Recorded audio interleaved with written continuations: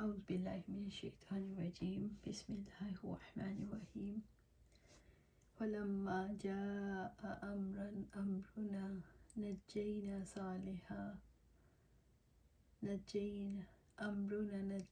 صالحا والذین آمنوا معه برحمت منا ومن خزي یومئذ ان ربک هو القوی العزیز۔ چنانچہ جب ہمارا حکم آ گیا تو ہم نے اپنی رحمت سے صالح علیہ السلام کو نجات دی اور ان لوگوں کو جو اس کے ساتھ ایمان لائے تھے، اور اس دن کی رسوائی سے بھی یقیناً آپ کا رب بے حد قوت والا سب پر غالب ہے۔ سورہ ہود آیا 66۔ فلما جاء امرنا، چنانچہ جب ہمارا حکم آ گیا، یعنی جب اللہ تعالیٰ کے عذاب کے واقع ہونے کا وقت آ گیا، نجینا صالحا والذین آمنوا معه برحمت منا، تو ہم نے اپنی رحمت سے صالح علیہ السلام کو نجات دی اور ان لوگوں کو جو اس کے ساتھ ایمان لائے۔ یعنی جب قوم سمود پر اللہ تعالیٰ کا عذاب آیا تو اللہ تعالیٰ نے اپنی رحمت اور فضل سے اہل ایمان کو بچا لیا۔ وَمِنْ خِزْيِ يَوْمَئِذٍ، اور اس دن کی رسوائی سے بھی، یعنی اس دن کے عذاب اور رسوائی سے بچا لیا۔ إِنَّ رَبَّكَ هُوَ الْقَوِيُّ، یعنی یقیناً آپ کا رب بے حد قوت والا ہے۔ بے شک تیرے رب کی پکڑ ایسی ہے، جب وہ کسی کو ہلاک کرنا چاہتا ہے تو ایسے ہلاک کر دیتا ہے جیسے سمود کو ہلاک کیا۔ یہ اس کی قوت کی دلیل ہے کہ وہ سرکش قوموں کو صفائے ہستی سے مٹا دیتا ہے۔ العزیز، سب پر غالب ہے۔ اس کے غلبے کی دلیل ہے کہ وہ انبیاء اور مرسلین کو بچا کر سرکشوں کو ہلاک کر دیتا ہے۔ وَأَخَذَ الَّذِينَ ظَلَمُوا الصَّيْحَةُ وَأَصْبَحُوا فِي دِيَارِهِمْ جَاثِمِينَ، اور جن لوگوں نے ظلم کیا تھا انہیں ایک ہولناک آواز نے پکڑ لیا تو اپنے گھروں میں ہی اوندھے منہ پڑے رہ گئے۔ سورہ ہود آیا 67۔ وَأَخَذَ الَّذِينَ ظَلَمُوا الصَّيْحَةُ، اور جن لوگوں نے ظلم کیا تھا انہیں ایک ہولناک آواز نے پکڑ لیا، یعنی جن لوگوں نے اپنے رب کے ساتھ دوسروں کو شریک ٹھہرایا اور اس کی آیات کو جھٹلایا، انہیں چنگھاڑ نے آ پکڑا جس سے ان کے دل پھٹ گئے اور وہ ہلاک ہو گئے۔ فَأَصْبَحُوا فِي دِيَارِهِمْ جَاثِمِينَ، تو اپنے گھروں میں ہی اوندھے منہ پڑے رہ گئے۔ وہ اپنے گھروں میں مردہ پڑے تھے، یعنی وہ اپنے چہروں اور گھٹنوں کے بل ساکت پڑے تھے۔ اگرچہ ان میں سے صرف ایک شخص نے اونٹنی کو زخمی کیا تھا، لیکن اسے چونکہ سب کی رضامندی اور تائید حاصل تھی، اس لیے سبھی کو اس جرم کا مرتکب قرار دیا گیا۔ كَأَن لَّمْ يَغْنَوْا فِيهَا أَلَا إِنَّ ثَمُودَ كَفَرُوا رَبَّهُمْ أَلَا بُعْدًا لِّثَمُودَ، گویا ان میں وہ بسے ہی نہ تھے۔ سن لو، بلا شبہ سمود نے اپنے رب کا کفر کیا تھا، سن لو دوری ہے سمود کے لیے۔ سورہ ہود آیا 68۔ كَأَن لَّمْ يَغْنَوْا فِيهَا، گویا ان میں وہ بسے ہی نہ تھے، گویا کہ وہ اپنی بستیوں میں کبھی آباد ہی نہ ہوئے تھے، گویا کہ انہوں نے کسی دن بھی نعمتوں سے فائدہ نہ اٹھایا ہو، اور ان کی بستیاں ایسی ویران و سنسان ہو گئیں جیسے پہلے سے وہاں کوئی رہتا ہی نہ تھا۔ یہ منظر زندگی اور موت کے درمیان کا منظر ہے جو تیزی کے ساتھ گزر جاتا ہے۔ انسان محسوس کرتا ہے گویا زندگی خواب و خیال ہے، انسان کو اپنی زندگی مختصر لگنے لگتی ہے۔ الا ان ثمود کفروا ربہم، سن لو بلا شبہ سمود نے اپنے رب کا کفر کیا، سمود نے اپنے رب سے کفر کیا تو عذاب کے مستحق ہو گئے۔ سمودیوں کے پاس اللہ تعالیٰ کی جانب سے واضح نشانیاں آئیں، مگر انہوں نے انکار کر دیا تو ان پر ایسا عذاب آیا جو کبھی منقطع نہیں ہوگا، ہمیشہ رہے گا۔ الا بعدا لثمود، سن لو دوری ہے سمود کے لیے، یعنی ہلاکت ہے سمودیوں کے لیے۔ یہ آیت خبر دیتی ہے کہ اللہ تعالیٰ قوم عاد کی طرح قوم سمود سے بھی غایت درجہ غضبناک تھا، اور ان سے ان کی نفرت انتہا کو پہنچ گئی تھی۔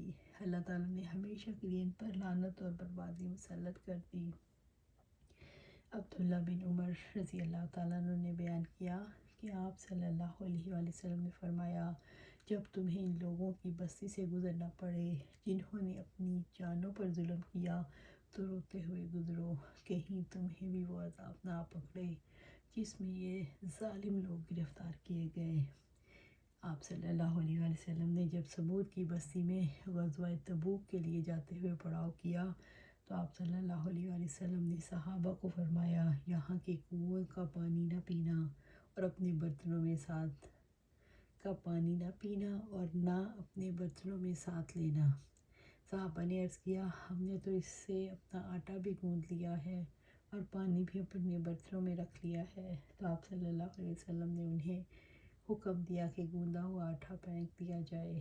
ابو ذر رضی اللہ تعالیٰ عنہ نے رسول اللہ سے نقل کیا کہ جس نے آٹا اس پانی سے گوندھ لیا ہو وہ اسے پھینک دے۔ کتنے بدبخت سمود، یا اللہ ہم تیرے عذاب سے تیری پناہ مانگتے ہیں۔ وَلَقَدْ جَاءَتْ رُسُلُنَا إِبْرَاهِيمَ بِالْبُشْرَىٰ قَالُوا سَلَامًا قَالَ سَلَامٌ فَمَا لَبِثَ أَن جَاءَ بِعِجْلٍ حَنِيذٍ۔ اور بلا شبہ یقیناً ابراہیم کے پاس ہمارے فرشتے خوشخبری کے ساتھ آئے، انہوں نے کہا سلام ہے، اس نے کہا سلام ہے، پھر اس نے دیر نہیں کی، ایک بھنا ہوا بچڑا لے آیا۔ سورۃ ہود آیا 69۔ وَلَقَدْ جَاءَتْ رُسُلُنَا، اور بلا شبہ یقیناً آئے ہمارے فرشتے، یعنی جب اللہ تعالیٰ کے بھیجے ہوئے فرشتے انسانی شکل میں آئے ابراہیم علیہ السلام کے پاس جب وہ فلسطین میں قیام پذیر تھے، بالبشریٰ خوشخبری کے ساتھ، یعنی بیٹے کی خوشخبری کے ساتھ فرشتے ابراہیم علیہ السلام کو اولاد کی خوشخبری دینے کے لیے آئے۔ یہ خوشخبری اسحاق علیہ السلام اور ان کے بعد یعقوب علیہ السلام کی تھی۔ قالوا سلاما قال سلام، انہوں نے کہا سلام ہے، ابراہیم علیہ السلام نے کہا سلام ہے، یعنی فرشتوں نے ابراہیم علیہ السلام کو سلام کیا اور ابراہیم نے علیہ السلام نے سلام کا جواب دیا۔ اس آیت مقدسہ میں سلام کرنے کی مشروعیت ثابت ہوتی ہے، نیز یہ بھی ثابت ہوتا ہے ملت ابراہیمی میں کلام کرنے سے پہلے سلام کا طریقہ ہمیشہ سے رہا ہے، اور مناسب یہ ہے کہ سلام کا جواب سلام کرنے سے زیادہ بلیغ ہو، کیونکہ ان کا سلام جملہ فعلیہ کے ذریعے سے تجدد پر دلالت کرتا ہے۔ اللہ رب العزت نے فرمایا، پھر جب تم گھروں میں داخل ہوا کرو تو اپنے لوگوں کو سلام کرو، اللہ تعالیٰ کی طرف سے بڑا بابرکت اور پاکیزہ تحفہ ہے۔ اس طرح اللہ تعالیٰ تمہارے لیے آیات کھول کر بیان کرتا ہے تاکہ تم سمجھ جاؤ۔ سورۃ النور آیا 61۔ فرمان الہی ہے، اور جب تمہیں سلامتی کی کوئی دعا دی جائے تو تم اس سے بہتر سلامتی کی دعا دو یا اتنا ہی لوٹا دو، یقیناً اللہ تعالیٰ ہمیشہ سے ہر چیز کا پورا حساب کرنے والا ہے۔ سورۃ النساء آیا 86۔ فَمَا لَبِثَ أَن جَاءَ بِعِجْلٍ حَنِيذٍ، پھر اس نے دیر نہیں کی، ایک بھنا ہوا بچڑا لے آیا۔ جب فرشتے ابراہیم علیہ السلام کے پاس آئے تو انہوں نے ان کی مہمان نوازی میں تاخیر نہیں کی۔ أَن جَاءَ بِعِجْلٍ حَنِيذٍ، ایک بھنا ہوا بچڑا لے آئے۔ ابراہیم علیہ السلام بڑے مہمان نواز تھے، اس لیے انہوں نے فوراً موٹا تازہ اور گرم پتھر پر بھنا ہوا بچڑا پیش کیا۔ ابراہیم علیہ السلام کے طرز عمل سے مہمان نوازی میں کیا رہنمائی ملتی ہے؟ ابراہیم علیہ السلام کے طرز عمل سے ہمیں یہ رہنمائی ملتی ہے کہ مہمان نوازی کے آداب میں سے یہ ہے، مہمان کے آتے ہی جو کچھ کھانے پینے کی چیز میسر ہو، جلدی سے مہیا ہو سکے وہ لا رکھے، پھر اگر صاحب وسعت ہے تو مزید مہمانی کا انتظام بھی کرے، مہمان کے لیے بہت زیادہ تکلفات کی فکر میں نہ پڑے۔ آنے والوں کی مہمانی کرنا آداب اسلام اور مکارم اخلاق میں سے ہے، انبیاء و صالحہ کی عادت ہے۔ فَلَمَّا رَأَىٰ أَيْدِيَهُمْ لَا تَصِلُ إِلَيْهِ نَكِرَهُمْ وَأَوْجَسَ مِنْهُمْ خِيفَةً قالوا لا تخف انا ارسلنا الى قوم لوط. تو جب دیکھا ان کے ہاتھ اس کی طرف نہیں پہنچ رہے تو انہیں اجنبی جانا اور ان سے ایک قسم کا خوف محسوس کیا. انہوں نے کہا ڈرو نہیں، بلا شبہ ہم قوم لوط کی طرف بھیجے گئے ہیں. سورہ ہود آیا 70. فلما رأى أيديهم لا تصل إليه. تو جب دیکھا ان کے ہاتھ اس کی طرف نہیں پہنچ رہے، ابراہیم علیہ السلام نے دیکھا کہ مہمان کھانے کے لیے ہاتھ نہیں بڑھا رہے. نکرہم، انہیں اجنبی جانا، نکرہم وانکرہم واستنکرہم سب کے ایک ہی معنی ہے، یعنی ان کو پردیسی سمجھا. او جیسا محسوس کیا، یعنی انہیں ان سے خوف محسوس ہونے لگا. منہم خیفہ، ان سے ایک قسم کا خوف. ابراہیم علیہ السلام دل میں ان سے ڈرے اور خیال کیا کہ کہیں برے ارادے سے تو نہیں آئے. دیہاتی لوگ کھانا کھانے کے بعد گھر والوں سے برائی کرنے سے باز رہتے تھے. جب مہمانوں نے کھانا نہ کھایا تو ابراہیم علیہ السلام کو خوف لاحق ہوا کہ شاید دشمنی کا ارادہ ہے. فرشتے چونکہ قوم لوط کو تباہ کرنے کی غرض سے آئے تھے، اس لیے ان کے چہروں پر غصے کے آثار نمایاں تھے. ابراہیم علیہ السلام کا خوف فرشتوں کی اصلیت کے بارے میں جاننے سے پہلے کا تھا. قالو، انہوں نے کہا، فرشتوں نے، لا تخف، ڈرو نہیں، یعنی آپ ہم سے خوف نہ کھائیں، ہم تو فرشتے ہیں اللہ سبحانہ تعالیٰ کے بھیجے ہوئے. انا ارسلنا الی قوم لوط، اللہ تعالیٰ نے ہمیں قوم لوط کے جرائم کی وجہ سے ان کی ہلاکت کے لیے بھیجا ہے. لوط علیہ السلام ابراہیم علیہ السلام کے بھائی ہاران کے بیٹے تھے.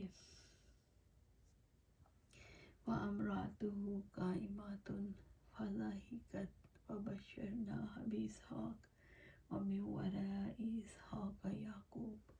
اور اس کی بیوی کھڑی تھی سو وہ ہنس پڑی تو ہم نے اس کو اسحاق اور اسحاق کے بعد یعقوب کی بشارت دی. وامرأتہ، اور اس کی بیوی یعنی سارہ بنت ہارون جو کہ ابراہیم علیہ السلام کے چچا کی بیٹی تھی، قائمہ، کھڑی تھی، وہ پردے کے پیچھے کھڑی تھی اور فرشتوں ابراہیم علیہ السلام کی بات چیت سن رہی تھی. یہ بھی کہا گیا کہ وہ فرشتوں کی خدمت کے لیے کھڑی تھی جبکہ ابراہیم علیہ السلام ان کے پاس بیٹھے تھے. ابراہیم علیہ السلام اور ان کی بیوی دونوں مہمانوں کی خدمت میں لگے ہوئے تھے. ابراہیم بیٹھے تھے اور سارہ کھڑی تھی، کھانے کی چیزیں مہمانوں کے آگے لا کر رکھ رہی تھی. فضحکت، وہ ہنس پڑی، وہ خوشی اور حیرت سے ہنس پڑی کہ جنہیں انسان سمجھا وہ فرشتے نکلے. سارہ علیہ السلام اس بات سے خوش ہوئی کہ فرشتے کسی سزا کی نیت سے ان کے پاس نہیں آئے. وبشرناہا باسحاق ومن وراء اسحاق یعقوب، تو ہم نے اس کو اسحاق اور اسحاق کے بعد یعقوب کی بشارت سنائی. یہ خوشخبری ابراہیم علیہ السلام کی بجائے سارہ علیہ السلام کو اس لیے دی گئی کہ ابراہیم علیہ السلام کے ہاتھوں ان کی دوسری بیوی ہاجرہ علیہ السلام سے اسماعیل پیدا ہو چکے تھے، لیکن سارہ ابھی تک بے اولاد تھی. اس سال سارہ کی عمر 90 برس تھی اور ایک قول کے مطابق 99 سال کی تھی، اور ابراہیم علیہ السلام 100 برس کے یا 120 برس کے تھے. قالت یا ویلتی أألد وأنا عجوز وهذا بعلی شیخا إن هذا لشیء عجیب، إن هذا لشیء عجیب. اس نے کہا، ہائے میری بربادی، کیا میں جنم دوں گی اور میں بوڑھیا ہوں اور یہ میرے شوہر بھی بوڑھے ہیں؟ بلا شبہ یہ یقیناً بڑی عجیب چیز ہے. سورہ ہود آیا 72. قالت، اس نے کہا، سارہ رضی اللہ تعالیٰ عنہ نے کہا، یا ویلتی، ہائے میری بربادی. اولاد کی بشارت سن کر سارہ نے تعجب کا اظہار کیا. أألد وأنا عجوز، یا میں جنم دوں گی اور میں بوڑھیا ہوں، یعنی میرے ہاں اولاد کیسے ہوگی جبکہ بوڑھیا ہوں؟ رب العزت نے فرمایا تو اس کی بیوی حیرت میں آگے بڑھی، بس اس نے اپنے منہ پر ہاتھ مارا اور کہا، بانجھ بوڑھیا ہوں. الزاریات آیا 29، وحاذا بعلی شیخا، یہ میرے شوہر بھی بوڑھے ہیں۔ ابراہیم علیہ السلام کی طرف اشارہ کر کے کہنے لگی یہ دوسرا امر ہے جو بظاہر اولاد کے لیے رکاوٹ ہے کہ میرا شوہر بوڑھا ہے۔ ان ھذا لشیء عجیب، بلا شبہ یہ یقیناً بڑی عجیب چیز ہے، یعنی بوڑھے میاں بیوی کے ہاں اولاد کا ہونا بڑی عجیب بات ہے۔ اللہ سبحانہ تعالیٰ سے دعا ہے کہ ہم بھی اپنے لیے دعا مانگیں، کبھی یہ نہ دیکھیں کہ یہ کوئی مشکل کام ہے۔ اللہ سبحانہ تعالیٰ کے لیے کوئی مشکل کام نہیں، مشکل ہمارے لیے اور انسانوں کے لیے ہے، لیکن اللہ کے لیے جس کن فیکون ہے۔ اللہ سبحانہ تعالیٰ سے دعا ہے کہ ہم اللہ پہ توکل رکھیں، جس طرح توکل کرنے کا حق ہے۔ اللہ سبحانہ تعالیٰ ہمیں قرآن و سنت کے مطابق زندگی گزارنے کی توفیق عطا فرمائے۔